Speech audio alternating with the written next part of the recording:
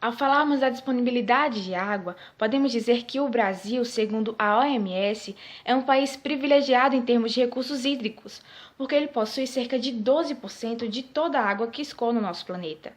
Mas a distribuição de toda essa água, ela se dá de forma desigual. Há uma má distribuição, porque cerca de 72% desses 12 que se utilizam encontram-se mais na região norte, enquanto que no Nordeste, por exemplo, com 28% da população, uma população maior do que o norte, da região norte, o Nordeste, com uma maior população, ele apresenta só uns míseros 3%. Né? Então, nós podemos perceber aí uma desigualdade nessa distribuição. Então, a indagação a ser feita é que se esse terço restante, ele representa volumes suficientes para atender às demandas hídricas da população do semiárido. E a resposta que nós obtivemos como conclusão é que esse volume é mais do que suficiente. Então, os problemas hídricos, né, que nós podemos encontrar, eles não se ligam ao fato de ter a falta de água na superfície, mas sim, na realidade que existe, é um desequilíbrio marcante na sua distribuição volumétrica, principalmente na região semiárida. Então, as pessoas, a população que vivem na região rural, por exemplo, que eles apresentam uma grande vulnerabilidade social e econômica, eles têm dificuldade de acesso a essa água. Então, eles necessitam dessa água para poder sobreviver, né? E segundo os estudos da Empresa Brasileira de Pesquisa Agropecuária, no semiárido, a Embrapa, 60 dias depois do encerramento dos períodos da chuva, 550 mil dos 2,6 milhões de estabelecimentos rurais da região, eles passam a viver sem qualquer tipo de água para o consumo humano ou animal. Então, né, continuando o que a Sandy falou, existem maneiras de você tentar diminuir os fatores da seca para as pessoas que vivem ali, para os animais ao redor, para as plantações.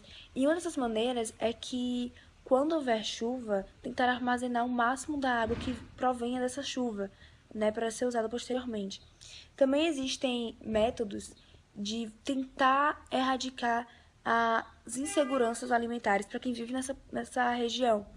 E uma dessas é a instalação de cisternas de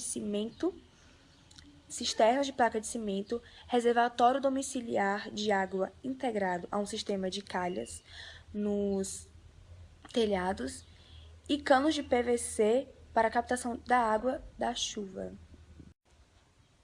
Então, o projeto Cisternas, ele tem o apoio do governo, com a associação com a ASA, que é a Articulação do Semiárido, e também com a população civil, que se compromete e tem um fim com o desenvolvimento social, político, econômico e cultural da região, e também com o governo de cada região, que são as regiões da Bahia, Pernambuco, Paraíba, Piauí e o Rio Grande do Sul. Então, o governo federal já investiu desde 2003 mais de 118 milhões de reais para a construção de 84 mil cisternas, sendo que cada uma tem capacidade de 16 mil litros. Eu falei, né, que 84 mil cisternas já foram construídas, mas o objetivo do governo são 1 milhão para 5 anos, e como o projeto começou em 2003, a gente percebe que não foi ainda efetivado, né? E é um projeto bastante ambicioso, e para isso existe o apoio da população civil e de tudo mais. Mas, além de tudo, existe a questão dos 900 mil quilômetros quadrados da região semiárida, e a região possui muita dificuldade para que seja levado o material necessário para a construção, por causa das estradas, da disponibilidade de serviços e pessoas. Então, tudo isso acaba também atrapalhando o desenvolvimento do projeto. Bom, antes de abordarmos sobre o tema apresentado, que é referente à água no semiárido, é necessário que a gente entenda um pouquinho como é que funciona esse clima semiárido. Ele é caracterizado por ser um clima seco e quente e por ter pouquíssimas chuvas que são até má distribuídas.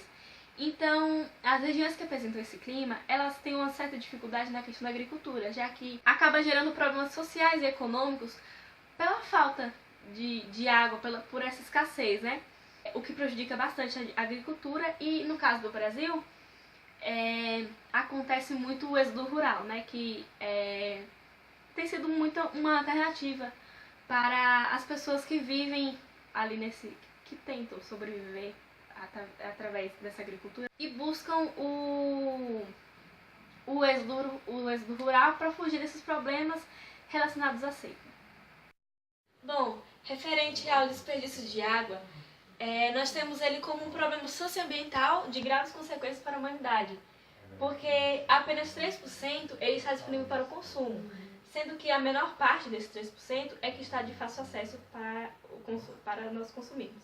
A ideia do desperdício ela está relacionada, geralmente pela mídia, a hábitos domésticos, já que a gente tem sempre a ideia de fechar a torneira, né, enquanto escova os dentes. Então, todas essas ideias são propagadas pela mídia, como hábitos domésticos, que são os maiores casos de desperdício, na verdade, né? Não só isso, mas também, quando a gente vai um pouco mais além, a gente também vê o desperdício também durante o abastecimento de água, por exemplo. Como em falhas técnicas, ou seja, por tubulações. Quando um cano estoura, por exemplo, é um acidente, mas acaba desperdiçando água, né?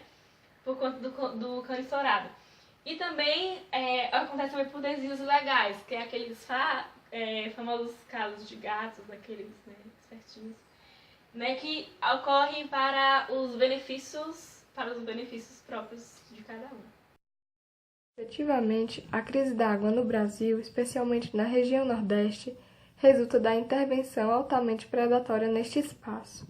Os problemas resultam basicamente da falta de gerenciamento efetivo das ações desenvolvimentistas em geral e da água em particular.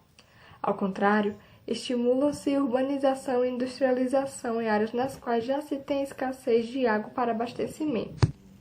Ademais, a qualidade de água nos mananciais utilizados é degradada pelo lançamento deliberado ou tolerado de esgotos domésticos e industriais não tratados. Além desses, o uso e ocupação inadequada do meio físico e de outros fatores importantes.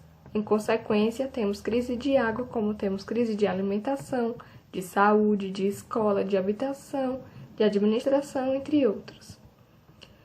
Entre os fatores que muito contribuem à situação de crise de água no Brasil, maiormente na região Nordeste, podem ser destacados os seguintes: crescimento rápido e desordenado das demandas, baixa eficiência do serviço de saneamento básico e degradação da qualidade dos mananciais. Na agricultura, a situação é ainda mais precária, à medida que predomina o uso de métodos de irrigação de superfície, como espalhamento, pivô central, aspersão convencional e similares, cuja eficiência média, em mais de 90% dos casos, é de apenas 30%. A importância da tarefa se impõe pelas consequências socioeconômicas óbvias decorrentes do uso racional dessa riqueza e pelas implicações ambientais de mercado, cujo alcance é mundial. Bom, agora eu vou falar um pouco sobre o uso racional da água. Atualmente, um dos principais problemas enfrentados pela ciência e tecnologia para a conservação e uso racional da água no semiárido brasileiro encontra-se na falta de informação geral da população, principalmente entre os mais jovens. O uso racional da água está ligado às mais diversas atividades antrópicas e por isso possui um caráter interdisciplinar. Pensar no uso da água significa identificar as ofertas deste recurso e então delimitar as prioridades e formas de uso e aplicação, garantindo assim a quantidade e qualidade deste bem à devolução à natureza, possibilitando a manutenção do seu ciclo e, consequentemente, a conservação dessa oferta.